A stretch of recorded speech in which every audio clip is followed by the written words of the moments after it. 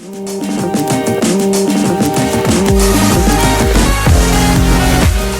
guys, welcome back to another episode of The Loud Ones Podcast. I am your host, Nas B, and to the left of me is my beautiful co-host, Dany B. So this week, guys, we have a special guest. Yes. And we did a few episodes without special guests, so we wanted to bring one back. So we're going to let her introduce herself. Yes.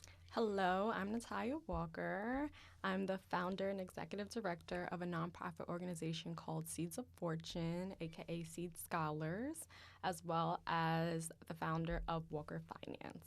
Yes. Ooh. Yes. So, hashtag Black Excellence, right? Yes. So in this week's episode, we want to talk about financial literacy. We want to talk about generational wealth. We also want to give our special guest some time to talk about what it is that her organizations do, and then also providing any tips, or I would say any help to our folks out there on how to be on the right path to being financially, I don't know. Savvy. Yes. That's a good word. That's a good word. I was looking for it. Thanks, Dany. So for starters, were you always financially responsible? I was always financially responsible. Like, I remember when I was like, I don't know, this had to be the early 2000s because that's the jersey dress era. Mm-hmm. And I was like, Mom, like, I really want a jersey. Oh, baby fat, Rockaway. I was like, Mom, I really want Rockaway, baby that's real fat. throwback. You know, jersey dress. And she was like, yeah, we cannot afford that. So I was like, dang, like, how am I going to get this? Like, so I realized, like, there was, like, a shortage of money. And, like, if you have money, like, there is a kind of, you need to be able to save it. You need to be able to make your own money. And I was, like, at, like, 11, 8, 9, 11, or whatever. And so every birthday, like, I had, like, a money jar. And I would just, like, people gave me, like, $20 here, $10 here. I started saving, like, money in my little money jar. And then before I knew, I had, like, $100. You know, not enough to buy Rockaware and Baby Fat. Got the little knockoffs from Chinatown. But, but like, that was, like, the first time I realized, like, there was a lack of money, and that if you had saved and were able to manage your money, then you would be able to get the things that you wanted to get. Okay. Kind of thing. So was this something that was self-taught, or did you learn how to be financially responsible from your home, your mom, your parents, or? My mom was always very financially responsible, and I asked her, like, how did you learn how to be financially responsible? And she actually said reading Essence magazine. Oh, wow. And there was, like in the 90s and early, late 80s, there was, and it still is now, there's a financial section in every print magazine where they, like, go over different fundamentals of saving, budgeting, or investing your money.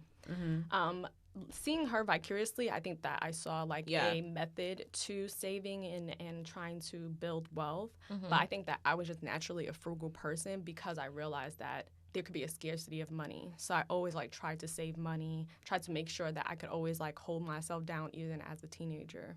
Okay. Yeah. That's really smart thinking. Did you get a job as a teenager? Yeah, you know, the retail stores would not hire me. Like, oh gosh. I know, it was a struggle. Like, I wanted to be the bad girl at Associated. Oh, like, God. I tried to work at Necessary. They wouldn't hire me. So I actually started a little candy hustle at school, because in high school, like, usually the senior boxes, they would, like, sell, like, chocolates and stuff like that to pay for senior dues. And then they had all these, like, empty boxes. So I had worked for summer youth. So I did have, like, a little summer job through summer youth.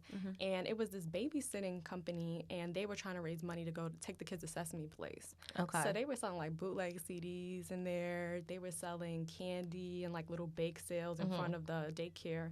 And it taught me, like, the art of the hustle. Like, you know, you don't have to have a lot to make money. So when I found the candy boxes that the seniors use, I was like, I could just, like, put baked goods and stuff like that in it, that the same thing like the babysitter did. So we had four. Ooh, That's that really was smart. smart. So you started giving them some knockoff shit. Like, I'm selling. Yes, but I was like, you know what? It's actually, I went to Edward R. Murrow, so there was 4,000 kids in our school. Oh, wow. But we couldn't leave for lunch.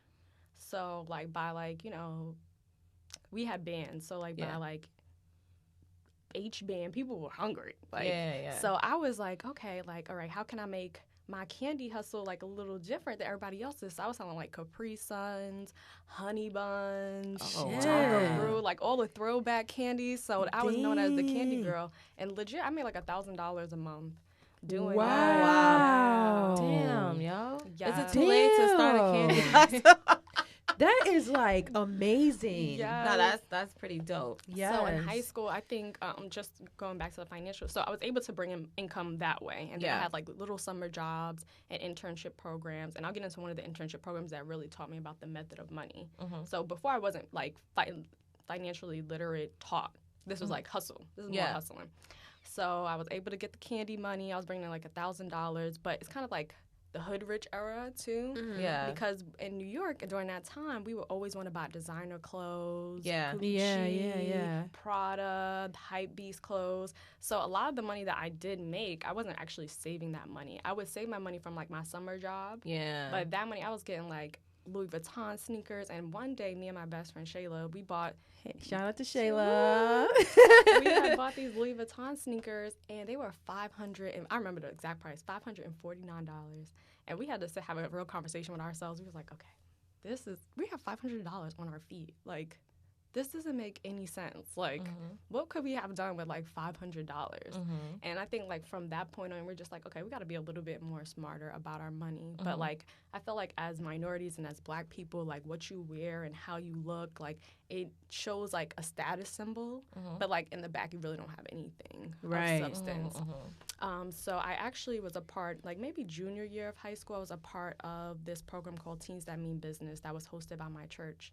And basically, the church would pay you for your summer internship. You would work for a local business, but you had to take financial literacy classes every single week. Oh, wow. Yeah. That's amazing. What neighborhood was that in? In Clinton Hill. Okay. Yeah, Clinton Hill, Brooklyn. So it's like Fort Greene, Clinton Hill, Bed-Stuy. And we had to learn financial literacy. So that's when I actually learned that there was actually like a method to money. Okay. Like before I was just like saving because I was like scarcity.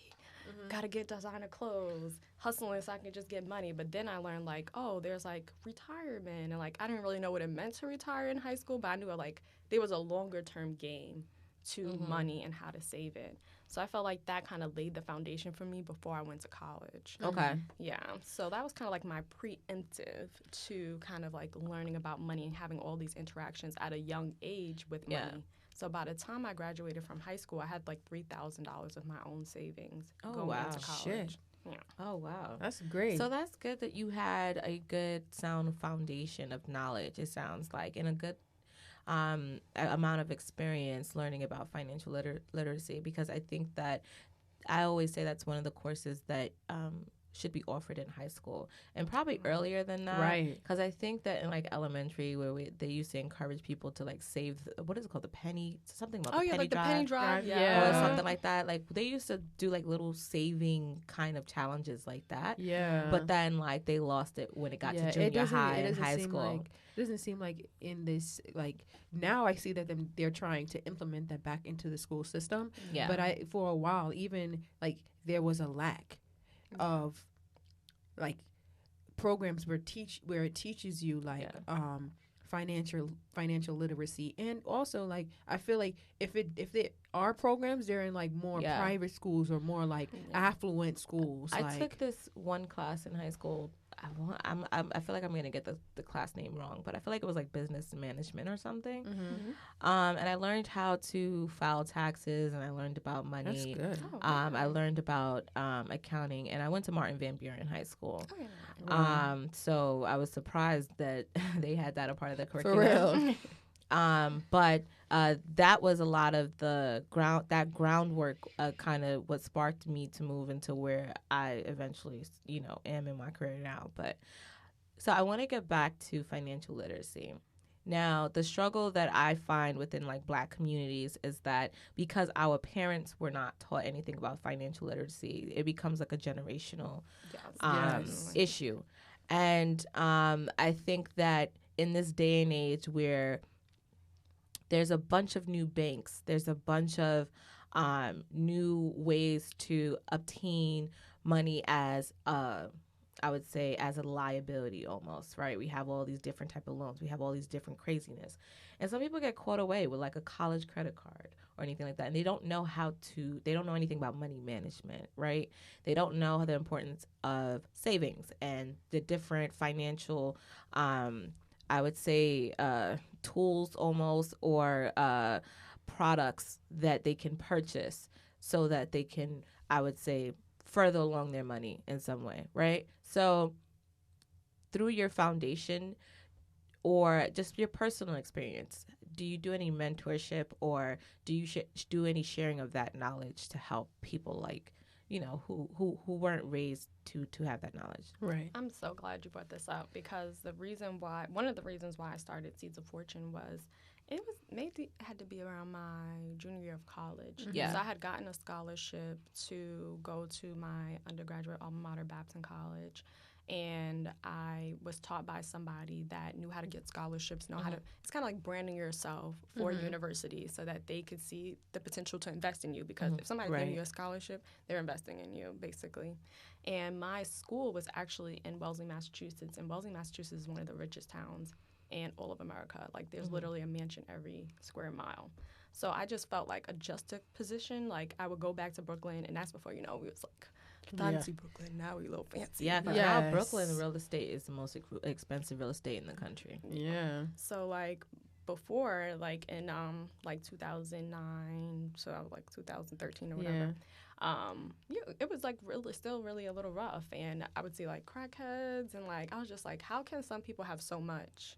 And then other people have so little. And then also with my peers in undergrad, like, like everybody's like the broke college student. Like, everybody's trying to figure it out. Eating ramen noodles. Eating ramen noodles, trying to figure it out. But I went to a PWI, and I found that my white counterparts, they actually had been talking about money across the table. They're like, Can you explain what a PWI is for our listeners? It's a predominantly white institution. Yes. Okay. So I knew that. I know. No, they might not know. Yeah. So I went to a predominantly white institution, and my white counterparts, like, I went to a business school too, so that brings like a different kind of environment because people are about their money. But their parents, they said like, we used to read the New York Times and look at the real estate section and like all these things of like putting it in their mind before, mind you, we're 18, 19. So all this time they're talking about money. They're talking about how to build money. They're talking with their peers that understand money. And I felt that my peers were struggling a little bit more of the broke college student. And some of it was a little bit of self-sabotage, a little bit, just not knowing what to do with money as an undergraduate. So when I started Seeds of Fortune, I definitely wanted the scholarship component of it because somebody gave me the gift of knowing how to get scholarships, knowing what to write, knowing how to captivate an audience so they feel like they want to give me money.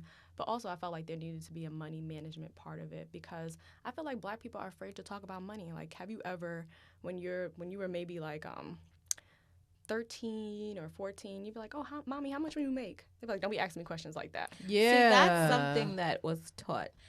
And for me, I don't know if you have this experience.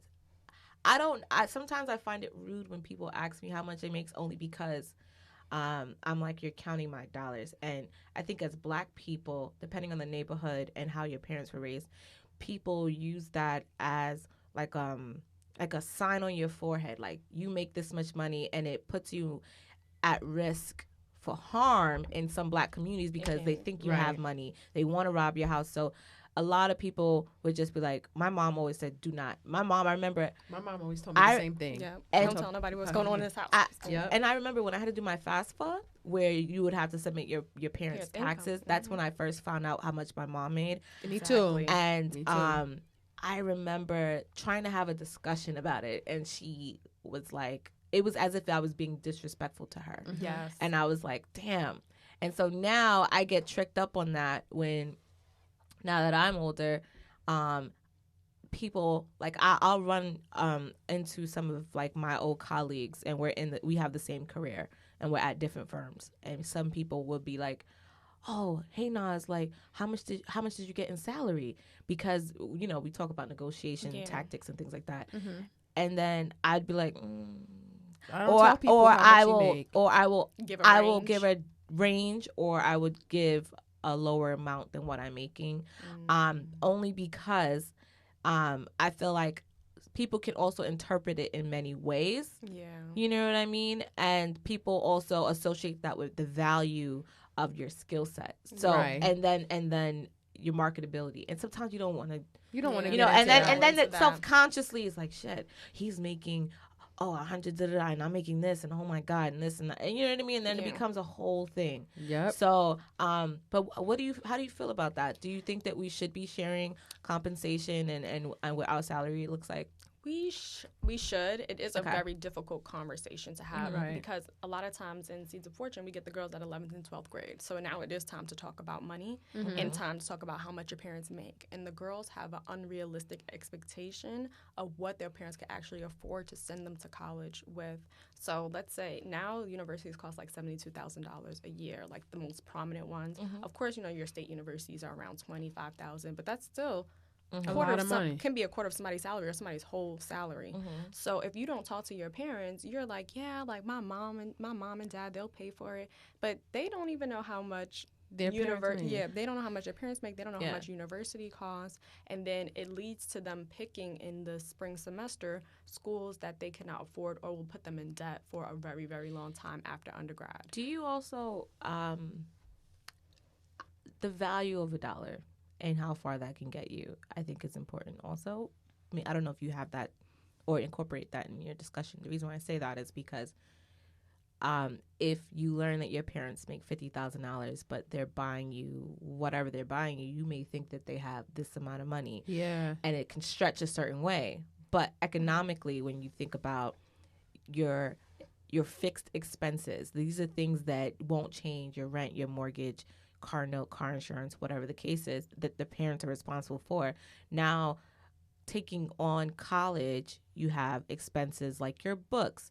You have other things that they have to be able to afford. Right. And sometimes the unrealistic expectation that these students may have, because I had that at one point. Yeah. I thought that I was going to have more support going to college, and I didn't, because I'm one of 5.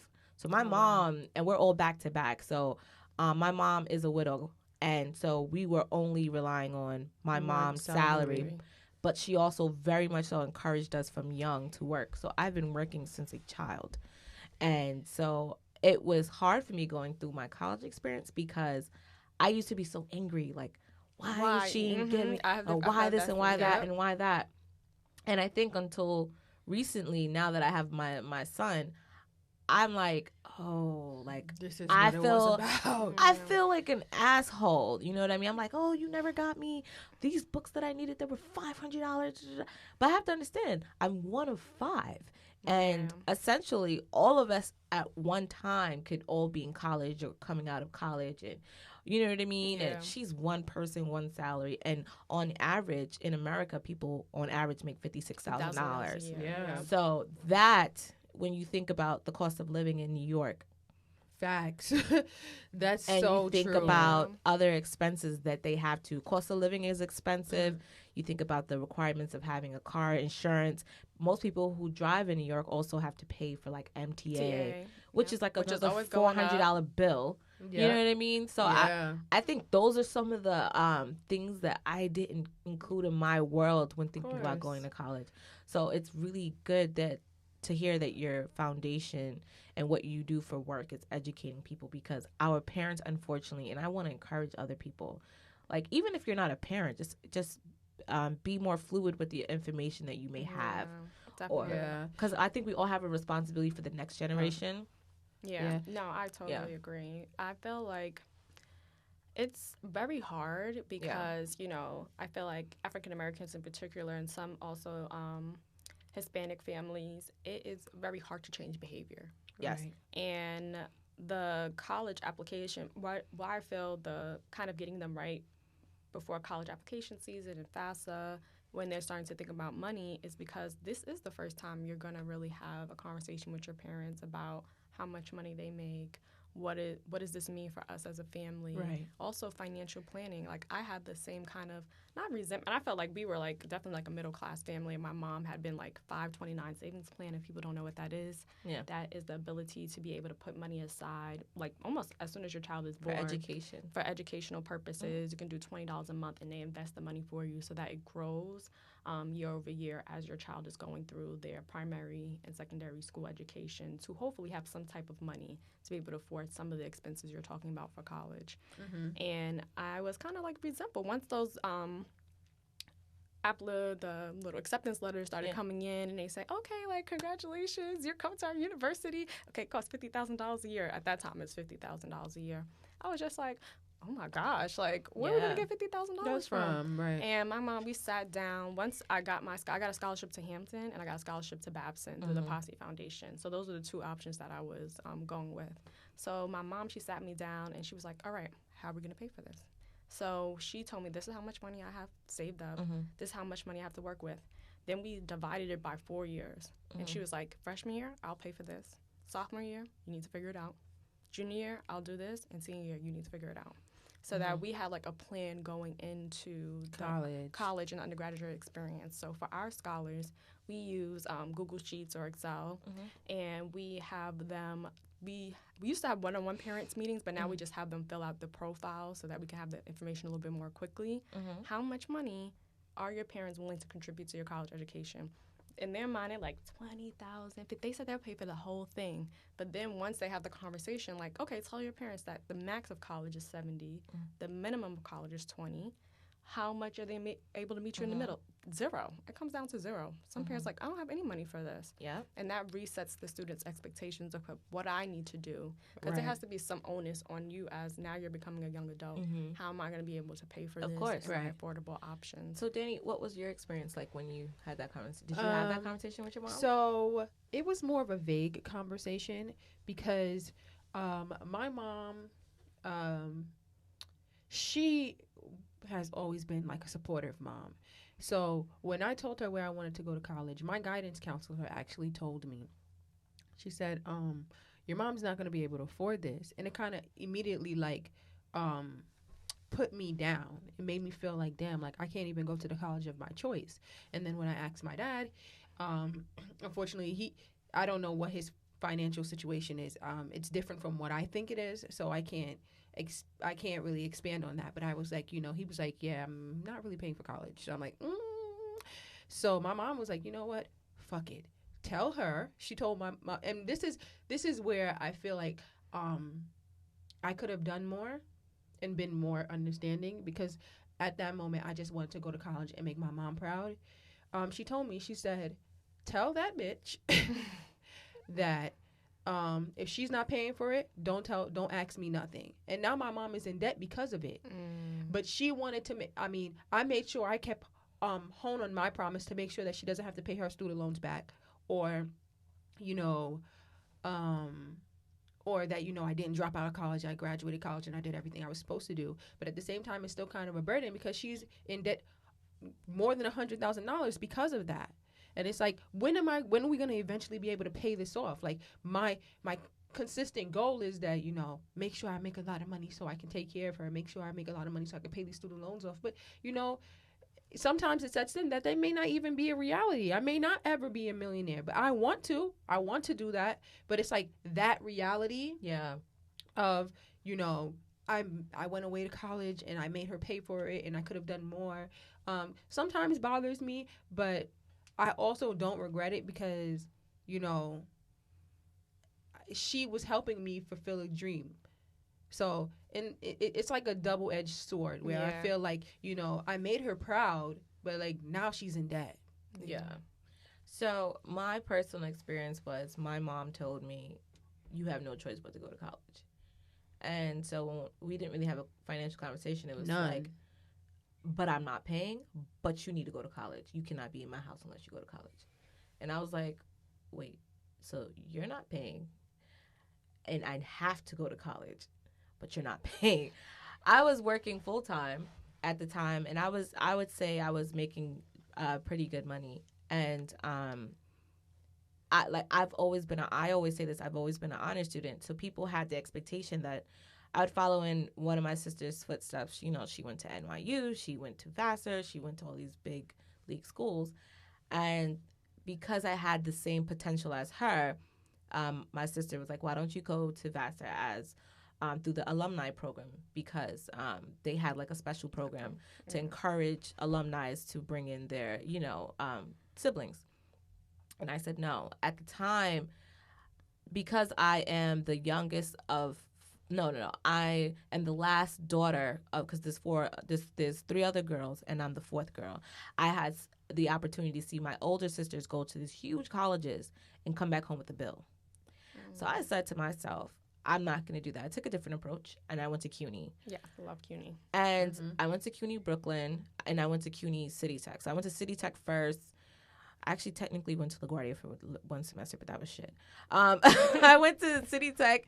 I graduated with my first degree. Then I went to Brooklyn College and got my second degree. And I purposely took advantage of FAFSA and as much free money. But unfortunately, because I made money and when you take into account my money and my mother's money, apparently that I no longer was qualified for financial aid. Yeah, financial aid. That was something that So the debt that I have, although it is probably 1/8 of what my sister has, and my other sisters, because my other sister went to like CW Post, so she went to LIU, and then she went to Miles College in Alabama. So for me, my debt is small. However, I had to financially know that I'm responsible for this. So I did go through a period of time where some of my family members just would look down on me for my decision. But I had said to myself, if you're in a predicament like me where your parent is not paying for it, you don't have access to money, it's not that I wouldn't be qualified for scholarships. I just felt like, or maybe I wasn't confident to get a full ride. And I just didn't want to get stuck with a hefty bill of $50K or nothing like that, because I saw my sister, I'm like, you went to NYU, you went to all these prestigious schools. You're not earning enough to pay off that 6-figure debt and still live the lifestyle that you want. Mm-hmm. So I was like, if I go to CUNY, my education will be cheaper. And I just felt like, let me go to one of the best schools that I can, work my ass off.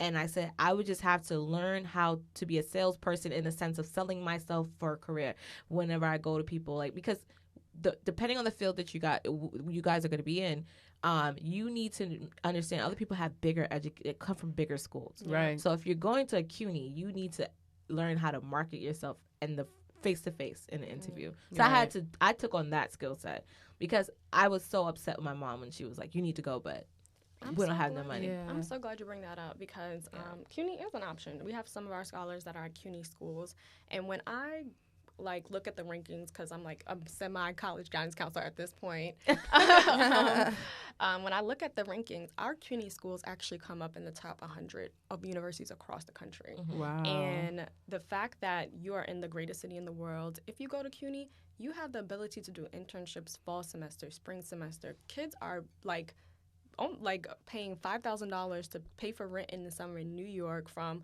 Oklahoma, Boston, D.C. to come up and get experiences that you have right at the fingertips getting on a subway train. And isn't CUNY free now? CUNY is free if your parents make under $125,000. Yes. And that's something that I also regret. Like my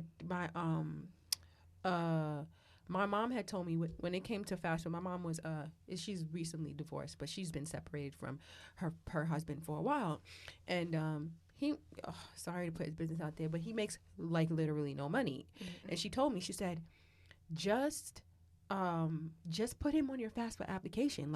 You would go to school for free. And I was so gun-ho on making sure my father still felt like my father, that I was like, I'm not going to demasculate him like that and make him and not put him on my application. And I just look back on all of the things that I've done, and I was like, you're so silly. My dad told me to go to school in state, and I didn't want to listen to him. But at the same time, I was so stubborn, and I had to learn from these experiences. But now that I look back on it, I'm like, damn, you weren't. In my mind, I feel like I was selfish, even though my mom tells me I wasn't. Thinking about that story, it makes me always connect the dots back to historical events that still tie us down to certain concepts now, right? Where money or anything of monetary value is a reflection on who you are and your status in the Black community. Right. And so for Blacks, you don't talk about money or don't ever make me seem like I'm broke, right? Because and not for nothing. It wasn't even that concept. No, I'm not saying like that, but I'm just saying, no, like you said, you didn't want to demasculate your father and things like that. And I'm not saying this is like well, two it of was the same. It was more so in the aspect of like I didn't want to take him away from being my father. Like On it wasn't paper. on paper. Yeah, it yeah. wasn't necessarily like because my dad is pretty good. Like, Yeah. but I didn't want to take that like the father figure from him. Mm-hmm. That's and what put it that was. other person But as your what- father on your Yes. FAFSA. Yes. But what I was no, that's why I was saying it's not. I wasn't relating it directly to that. But what I was saying is that because we till this day still play into it and to some defense because we feel like we have to make sure we come off a certain way, we speak a certain way, we look a certain way, just so people can tie it back to you come from a certain type of community where you have some type of status. So unfortunately, because our mind is still trained to think that way, it leads us to make bad decisions to impress others or at least give off the look that that we are of this status. And I think school and people who want to go to college is the first level of debt that they will enter. Yes. And so that is that time when you're in high school and everything's a popularity contest, that plays into things because it's like, oh, what college you're going to? Yeah. Oh, I'm going to here. Oh, your mom doesn't have money. Oh, this and that. And then it plays into it. And then we do all kinds of things just so we can go to a certain school because, you know, we might watch shows and we might see the sororities or anything like that. And then, you know, again, popularity contests at school. And then we don't, debt is not realized until you graduate, and 6 months later, They're like, you know, Sally Mae's like, hey, time deferment is over. hey, hello, hi, are you going can't back defer to school? no longer. Are you going back to school? Oh no, I need my first payment, and people don't get that. That's true. People It's don't so get true. that, And and then, go ahead. we're all getting excited and mixy. Also, what I've seen now that we're in postgraduate mode, and we have our first two classes that have graduated out of university. And I will also say this for my peers because I'm not that long graduated from university as well. But going back for your master's degree or your MBA, like I feel like there has to be like a specific reason why you want to do that. Either and if it's not connected to a salary boost or changing your industry that you want to be in, people are taking even more debt out. Like you already did undergraduate debt. You're not gonna be debt for the rest of your life. Like, I want to ask you your opinion on this, and then we can talk because I wish I brought this article up. But as far as masters or MBAs, do you think that it's worth it? I personally do not feel like it is worth it just because of the undergraduate education that I received. I feel like it was solid. The only reason why I would ever go back for a MBA program or master's degree program is somebody paid me to do it. And if I knew I was going to make like a whole bunch of more money doing it, but I'm like, people go to their master's degree and they end up like working alongside me. Like what? Why'd you do that? But for some people, like they're stuck in a certain industry, they're trying to transition out, but it's really hard if you don't have experience in that industry to actually make a move to another one. That makes sense to do it. Yeah. Also, a lot of my scholars, they want to be doctors, they want to be lawyers, physical therapists. You have to get your master's degree. Yeah. In those instances, so that is, you cannot practice without those accreditations. You just brought up more things that I wanted to talk about too.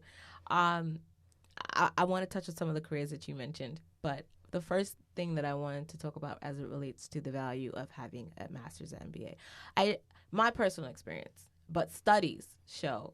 There was an article that was released on LinkedIn where statistically it doesn't make sense to obtain your master's or MBA.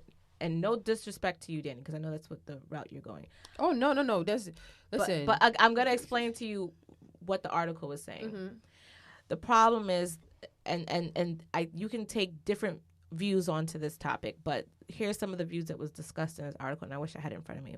One of the first things is that individuals go to graduate school to obtain their master's or their MBA, assuming that will propel them further into to just get the first step into a career, which it can. However, they also oftentimes lack the experience requirement that's also within that job requisition. So they might meet the education requirements, but they don't meet the experience requirements. And so what happens is they end up making below somebody who comes in with the experience but just can't maybe get to that level that rec is for. Yeah. But so that's why you often see a lot of people with MBAs and masters, they're working regular jobs making $15 an hour. That's so true. Secondly, depending on the industry that you are in, is it nice? It's a nice to have for your master's or MBA. However, what is better other than the experience that you need to move on is certifications. For instance, my career, I work in internal audit. So for my career, the most important certification you can get is to be a certified internal auditor. A lot of times people will say that's comparable to the CPA. CPA is more based on, I would say, looking at accounting, but you can, so I'm an internal auditor career-wise. There's external auditors. External auditors would be auditing financial statements, so the CPA would make sense for them. Gotcha. However, I work on more operational audits, are risk-focused, and may have touch of finance, some type of financial component, which is fine because for me, I have a finance degree and I'm really, really good at accounting. I just thought accounting was boring, so I didn't go with that. Yeah. Depending on what your flow is. No disrespect. I used to tutor. Everything works for everybody. Yeah, I used to tutor accounting. That's why I can say that. But so for me, I find there's a lot of people who wave, the MBA around in my field as a way to make a lot of money. And I'm like, at the end of the day, people care about certifications. What I'm seeing more now, at least in the industry I'm in, they no longer are asking for MBAs. And they no longer are asking so much for the certifications. They want the experience because some certifications they have prerequisites before you can sit for it. Like the CPA requires a bunch, I forgot, like 30 credits in accounting or something like that, 30 or 60, but I think it's 30. Your CIA, you need 2 years for you to be working in internal audit before you can get your CIA. However, 2 years is still very junior and entry in and I'm speaking specifically for the career I'm in. However, I can go to a job and I can have 6 years as an internal auditor and I can easily make 125. Not a problem. Somebody who has 2 years of experience with the CIA, they're probably going to be able to make $70K, maybe $80K. It's true. But that's entry, right? It's true. It's true. So this is why I'm saying, guys, to Natalia's point, I taking on additional debt just because, and understand that generations change. Yeah. Taking on additional debt unless it makes sense. Yeah. Like Dany's career, it makes sense for what she's doing, because it's a specialized industry and her career would be it's a specialty, like I said. Yeah. Versus it doesn't make sense unless, of course, teachers because you need to get to almost the highest level degree so that you can teach people. Teach people. That's different. But if it's a career where you just think that I just want to, unless you really like school, I wouldn't do it. Yeah. You know what's crazy is that right now, like I've been noticing, and I don't know if anybody else has been noticing, I work in a field where sometimes you require a degree and sometimes you may not. There are some parts of it. I work in the lab, so there are some parts where you require a bachelor's and some parts you don't. I come into my job. I have a degree in biology. And there are people who have been in the position for years, and they would not, when I tell you, bump up my salary for anything because I didn't have the experience. I have a whole degree in biology, the whole study of whatever you guys are doing, and they would not give me more money because I didn't have the experience. And that is a clear example of, having that whole degree, and just because you didn't have experience, even though it's some basic ass shit, they would not bump up your salary because experience is required. And that's a part of the reason why I did go back to school, because I'm like, I'm sitting on this degree that is worth all these hundreds of dollars, and I can't do anything with it. I cannot literally do anything with this degree unless you become a doctor, and that's another $100,000 to get. And that's what made me realize, because the career I'm going in, you only require an associate's degree. It only requires an associate's degree, but you have to get the certification for it. You have to get the certification for it. And then the next level up is you don't really, the best thing you can get, you get a salary increase, but it bumps you to be a supervisor. And that's the only aspect of me having my bachelor's degree that I'm honing in on, is because it's like, once I get my certification for whatever I'm going into, I can then become a supervisor and make the money that I'm expecting. With the associate's degree, you're making buku money. Yeah. So I'm just like, is it really like that serious? But I've also been noticing one thing. Ever since Black people have been getting bachelor's degree, it's like the value of it has been to shit. Yes, because I've noticed that bachelor's degrees back in the day were so super important. You could be a teacher with your bachelor's degree. You can do so many things with a bachelor's degree. And as soon as so many Black people have been, I don't want to say. I think there's a thing on top of that. I think too. it's global. I think it's like the economy in a generation just has changed. Like it's so competitive now that there's. Just to weed people out, they're creating another credential. Okay, I have a different perspective, but a very interesting one. Mm-hmm. So within the last, I would say, I don't want to say 10 years, but the last couple of years, statistically, there are more women graduating from college than men. Women have been undervalued economically, financially for years, centuries, literally since the beginning of time. We're nomads. Yeah, that new law that was recently passed was to help minorities and women who are also considered a minority to be able to have the same earning potential as everyone else. Like in New York, you're no longer recruiters and jobs are no longer able to ask for your salary history. So I think on top of what you were saying, Dany, because women now are predominantly the ones graduating from college with degrees and things like that, I noticed that as that kept trending upward, that the value of bachelor's degrees has changed. Mm-hmm.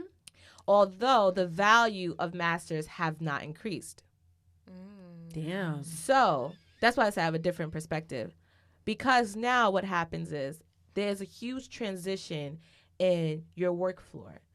Predominantly, you'll find women, unless you work for a company where the benefits are so great that people stay in their position for years. Like the company that I work for, a lot of the VPs have been there for 30 years. So the VPs are male. Mm-hmm. However, I would say that we have more women to men in our office. And in my industry, I've always seen that.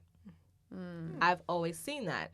So it's slightly changing because once we have the generation, the baby boomers and stuff, when they start retiring and things like that, and the generation after them, when they start retiring, what you're going to find as far as millennials, you're going to find more women in workplaces, which make the value of the education we receive to be there obviously a lot lower.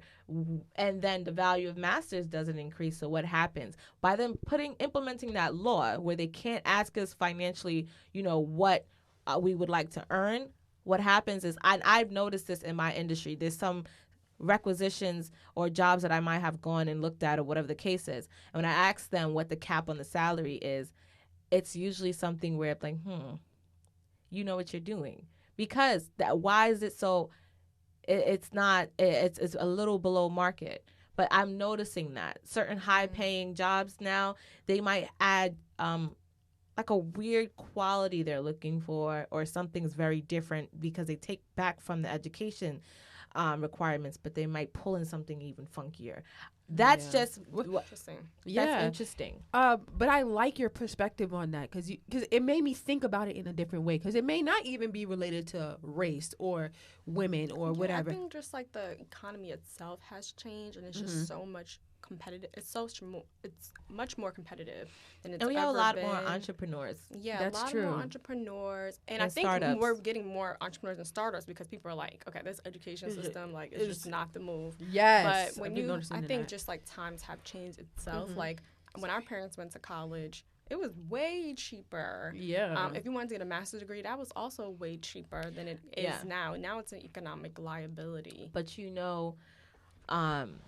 I will say, I agree with your point, but just to tie in things, I think it's a twofold way of thinking of things. The only time we have huge economic changes, it depends on what's in the environment, right? So, like Dany mentioned, blacks are more educated. There's more women in the workforce.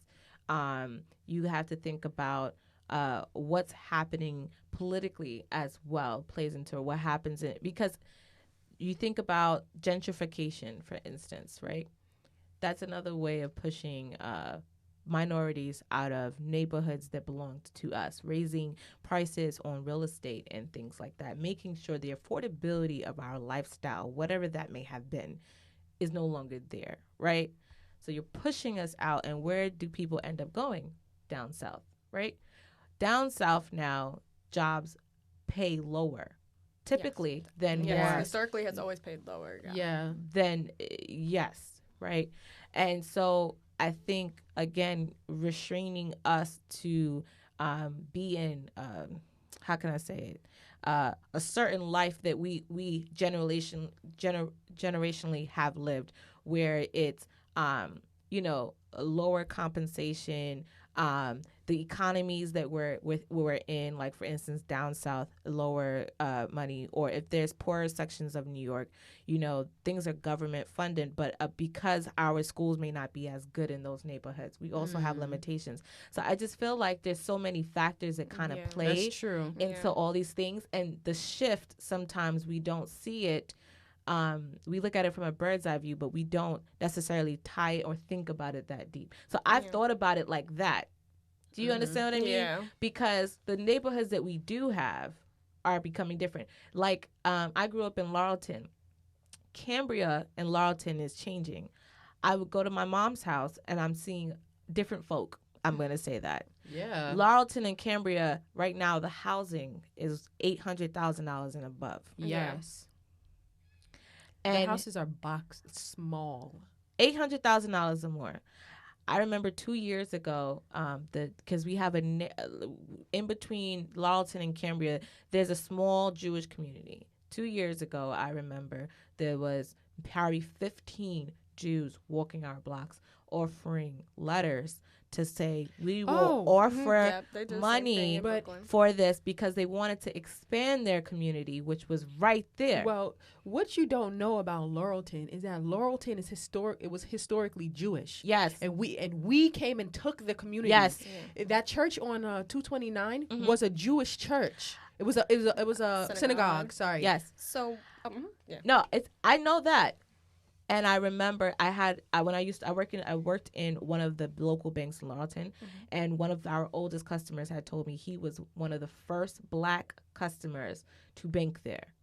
And he was saying there was only 2 black people in Laurelton at the time. It was predominantly Caucasian and, like you said, Jewish. But now that I feel like every time I see progression and ownership, education increasing, job opportunity in certain communities, not just black guys, but other communities where minorities may be. I just feel like once we're prospering and we're learning and we're outsmarting almost, to a sense, I just feel like there's another takeover that happens and a huge change. And then you start seeing that across the states economically. Yeah. So I kind of wanted to touch back again on Seeds of Fortune. So what do you ultimately help the young ladies that you are helping with? So the girls come to us, they're rising junior and senior year. They go through like the regular college preparatory process, but it's infused from a financial literacy lens. So we're tackling the college process through financial literacy. And the girls, they go through our summer boot camp where they learn leadership skills, but we're also trying to change their mindset around money. So we have them, and everyone should, if you haven't read this book before, Rich Dad, Poor Dad, it really like starts to lay the foundation in behaviors, not even just white, black, Asian, just like money, how we see money in general. And this is kind of the American dream trap. And why kind of the 2008 recession happened, right? We have this American dream. You want to buy the house. You take on all this debt for a mortgage. But it's kind of like playing smart on how you build wealth. So in our program, the girls that go through the regular college application process, we do essay writing with them, they do resume writing, but kind of infused, kind of like a bait 22. We're like, yeah, we're going to help you get scholarships for college. But what we're really trying to do is change their mindset around money. So every time we have something with the college application component, we bring in a financial literacy component to it. So for example, you're talking about salary, right? Mm-hmm. And like what kind of jobs make what. When we're sitting down with the girls, we're like, okay, you want to be a teacher? It's great that you want to be a teacher, but teachers, this is the scale of what teachers make unless you become like a principal or admin eventually. Or work for charter. Or charter school, because charters make more money and they pay for your master's degree program. You should not be going to a school that costs $50,000 a year to be a teacher. Like, this does not make any sense. You still need to get your certification. You still need to go into your master's degree, right? Okay, you want to be an engineer. One of my students, she graduated in 2019, and she is a product mechanical engineer. She went to North Carolina A&T. She got like a 1,200 on the SAT, which is very high. And for minority students, because we kind of historically score a little lower than our counterparts just because of SAT prep and everything like that. North Carolina only gave her $8,000 a year. I still felt like for her it was a good investment because North Carolina A&T has one of the number one engineering programs, and recruiters are coming to get black talent from that school. So now, yes, she only had $8,000, and I'm sure throughout the time you can change it to you're an in-state student and stuff like that to play around. There's like little things that you can do to make sure you're taking down the money for your undergrad degree. But she's going to come out making at least $80,000, $90,000, where it will take somebody maybe 5 to 10 years to get to that amount of money. So that debt that she did take on, she will be able to pay it back successfully in a shorter amount of time because that school is known for engineering. So we try to change their mindsets around, okay, you want to do this? You need to be going to an undergraduate. Does that school, what is their unemployment rate? Is it 90%? Is it 80%? Only 60% of people are getting jobs after going to this school. This is not the kind of school you want to go to. Also, what we have them do is when we have them read snippets of Rich Dad, Poor Dad, just really thinking about what does it mean, some of getting into the rat race of life and how they spending their money and like what does it mean to spend your money and looking how your family spends their money. We did a for the corporate jobs that they might end up getting. We're like, okay, there's different types of values that you can do, right? You can work for a corporation, you can buy a share in a corporation, and you can buy a share in the corporation that you work for. Right? Like people that worked for Netflix or Uber or any of these companies in the beginning, a lot of them to come to those companies because they didn't have money to pay those employees, they got shares in those companies. And when they went public, they were able to cash out and get a lot of money to be able to build wealth for themselves. So really trying to make them open up their minds about what it means to work for someone, what it means to own something, and what it means to build wealth. And then we stay with them. They get into college. Most of them get scholarships, or if they don't get scholarships, they get grants, or we move them towards kind of like speaking about like your mom and kind of the things that you went to when she took on debt. If you don't get the money that you're looking for to go to college, then they're going to give you something called the Parent Plus loan, and that is when the parents take on the debt for you. We advise our parents not to take on the Parent Plus loan because a lot of our parents are getting closer to retirement age. And they're like in their 40s, they're in their 40s now, their kids are going to college. By the time the kids get out of college, they want to retire. And a lot of them are tapping into their 401ks to pay for school. We're advising our parents not to do that. And in so, they do end up going to community schools where they have great education. We provide them career opportunities as they go through undergrad because we stay with them until they finish their undergraduate degrees. And then we help them to go in New York City, and this is for anyone. We have financial empowerment centers where you can get one-on-one counseling to manage your money, how to manage your student loan debt, so that they're just not thrown out kind of into the world once they graduate. So these are some of the things that we have put into our program to make sure that that financial empowerment aspect is incorporated because college is the first financial decision you will make as a young adult, and it's a one that can put you back generations and your family back in generations. There was a stat that we used in one of our grant proposals that it's called the Black Middle Class Slide. So and this is kind of what you're talking about, every time a generation makes progress, then there's regression. So you'll grow up in a middle class family, but by the time it gets to your generation, because you took on student loan debt, you might have gotten a credit card that puts you in debt. Now you can't buy real estate or buy a house because you're trying to pay off all this debt. Now your kids don't have anything that is substantial for you to pass on to them. You're kind of going back into a lower class. Then when you grew up, you were in the middle class. And this particularly happens to minority communities because there hasn't been wealth built up from generation over generation. So these things we try to like teach the girls about socioeconomic. Why is the 1% so wealthy? Why is it so white? Letting them know also the SATs, historically, it was made because it was a racist exam to make sure that in that time period, the 1800s, early 1900s, that minorities couldn't go to specific institutions, as well as low-income white people could not go to certain institutions. You had to pass this exam, this standardized exam that would test your intellectual quality. And only if you had that intellectual quality were you certified to come to these type of schools and institutions. So we try to teach the girls that. We have videos on that so that, because a lot of times when you're in public school, people like the SATs, like, it's just an exam. Yes. But it's really like your credit score for the university. GMATs are the same. Yeah. Yeah. It's the same thing. Like, they're not taking it as seriously. They'll take the PSAT. They're like, oh, I got 900. Like, no, that is your worth. That is what the schools are calculating to give you money to go to those institutions. Yes. So those are the things that we're teaching the girls. You can, it made me just think, I want you to continue your point, but I used to think, why the hell are they giving me 200 points just to get my name right? Do you know that? Yes. Yes. You automatically get 200. If you write your name. Write your name. But that ties into it stemming from a racist background. Definitely. And you know, this. Did you ever think about it that way? I knew that. I didn't. You know what I thought? I never thought about it being racist. I just thought about it being like, you know, how are you really following this? Let me show you how much you don't pay attention. First booklet name. Yes. It is on the first booklet. Yep. And that's it. I'm really so. This is stuff that I used to think, and I'm like, I could never vocalize it because I didn't want anyone to think I was crazy for thinking like this. Yeah, but you know what's crazy? It's like this conversation was so needed because it's like the information that Nitiya is sharing with us today is like so like.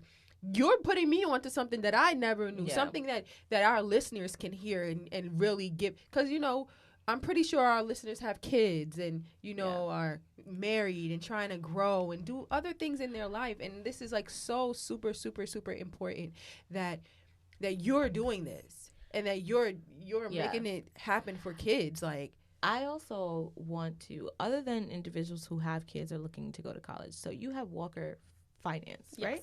So can you talk a little bit about that and what does what does your company do and the objective there? So I just purchased my first condo in January. Congrats. And thank you. I know. Yes, it was a journey. It took me like a year to find this condo, and I wanted to be specifically in Brooklyn because that's where I grew up, and I love Brooklyn so much. And it was a journey to get to that place. But I also felt like I always had like a love for managing finances, and I like love to inform people and empower them with information. So I felt like Seeds of Fortune was definitely to get you at a younger age, really develop you, and like we're like hand holding you through your experience. But you can only do that with so many people, right? Because it's a one-to-one kind of concept. But Walker's Finance, like I just wanted to kind of speak in our terms. Like the first thing about money management is behavior. And for anyone to do anything, like I've always been a tidy person, and I've like been working on it, and I've been getting better every year. But like it's hard to change behavior, right? It's like if you start paying bills late, it's gonna be hard for you to change the behavior to start paying bills on time. And I feel like there is a lot of fintech. There's a lot of fintech apps. So true. It's like it's a lot of different behaviors that we do. Any kind of behavior you do. It's just hard to break human habit. And I feel like there's a lot of fintech apps out there that helps to ease you into. Oh, I just downloaded 3 this weekend. I literally love fintech. The B, because I'm also learning because I'm always a student to the game, that there is a B2B aspect of fintech, which I'm not as interested in. Can you explain to our listeners what that is? Yeah, so B2B is business to business. So like things that make financial services companies operate a little bit better, but B2C is business to consumer. So this is anything that's going to help the consumer with their finances. Just FYI, certain terms, make sure you break it down. No problem. For folks that are who don't have a finance degree. Okay. So B2B. Yeah. So I'm not as interested in B2B because it's kind of like how to make businesses make more money, or how to become more efficient, which is great. in that aspect, but I'm more interested in the business to consumer, which is B2C, if you ever see those kind of terms in Bloomberg. And these are things that you should definitely be checking in. Investopedia, Bloomberg are good sites to just like keep a tap on the market, Yahoo Finance. And there's so many B2C or business consumer apps that are here to make our lives easier and make us build wealth and start building wealth if you've never built it before. So for one of the, for Walker's Finance, what we do is like pop up financial literacy workshops. And we also have like a savings club that we're starting to help people do their financial goals. Because I feel like it is hard to save because you're like, what am I having all this money in the bank for? Because then you want to spend it. But if you have a goal like, okay, I want to buy this house, or I want to make sure I'm debt free, or I want to make sure that I can get a vacation rental or something like that, or invest in a business. It's easier to save your money and invest your money when there's a goal attached to it. So I want to have like this kind of goal wealth builders club that people can be a part of. So that's the essence of Walker's Finance. So right now I try to do like updates on fintech apps. So some of my favorite ones is Stockpile.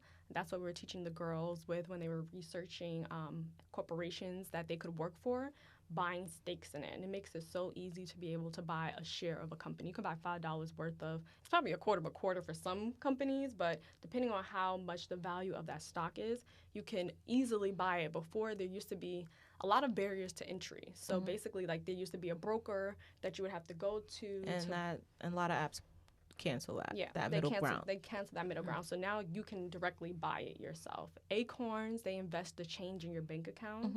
So I love them. I also added like a little bit of money to that. Another one I use is Digit, because like I like to travel and go on trips and vacations. And Digit actually allows you to create buckets of different saving categories. So I'm also an AKA, so we have dues that I have to pay. And if you don't know, Alpha Kappa Alpha Sorority Incorporated. So we have, yearly dues that we have to pay, and I put that in my Digit. I put my vacations in my Digit. I also have an emergency section of Digit. So let's say you're driving and you get a flat tire. That can be like $100 or something breaks down and you don't want to go into your actual savings account. And Digit, they're kind of already they're also taking the change out of your savings account to save a little bit from each paycheck, putting it into this like mini emergency fund. So let's say something happened and I had to put on my credit card, I can pay it off with what was saved in my Digit account.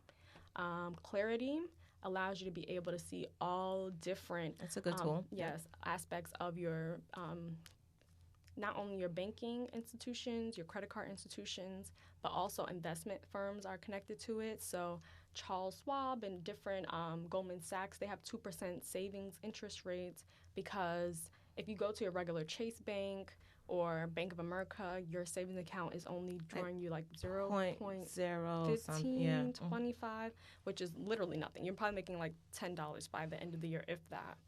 But there's some that will give you 2% savings on your money. And I like it when it's in the cloud, just because minorities do, if you don't have good money management skills, you'll be tempted to try to transfer it back out into your checking account. Yes. You go to Target, get a little crazy.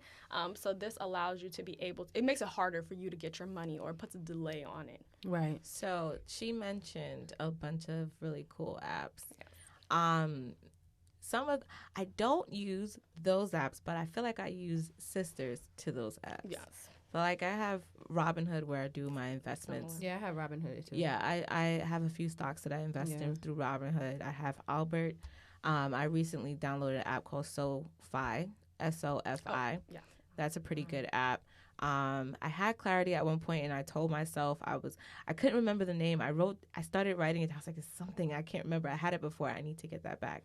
But all of those are really, really good tools. And then also, the banks that you are banking at, they also have portions of their apps where they also offer budgeting tools based on your usage of that account, and they also offer other opportunities similar to some of these apps, and they may also be already incorporated. So if you aren't interested in these apps that Nitiya mentioned, these apps related to your banking also might potentially have them as well. We're coming up on time. Yes, and it's so sad because she's giving so much information. Yes. Like I feel like I just want to sit here and just listen more and more and more and more. But I truly, as a friend of Nitiya, I was a mentor for a short period of time with Caesar Fortune, and when I tell you she is doing something amazing with that foundation. I truly commend you because you are doing something that a lot of people aren't doing and something that is so imperative in our community. And I thank you so much for coming today because it means a whole lot for you guys to hear this information because it is vital in our prosperity and our growth as minorities and as like just people. Yes, thank you so much for coming on. Thank you I'm pretty sure this is definitely a jewel. A diamond, I would say, type of episode where we're giving our listeners a lot of information that they may not have had access to or knowledge of. So follow us again on the Loud Ones Podcast on IG. Twitter is Loud Ones Podcast. You can follow me on IG at always_Nas. Dany, what's yours? My name on Instagram is Danybonaduce. And Nitiya, do you want to plug in all of your things? Sure. So you can follow me at Nitiya Walker on Instagram. Can you spell it? Nitiya Walker. So that's my personal. Walker Finance at Walker Finance is a great place. We try to do financial tips.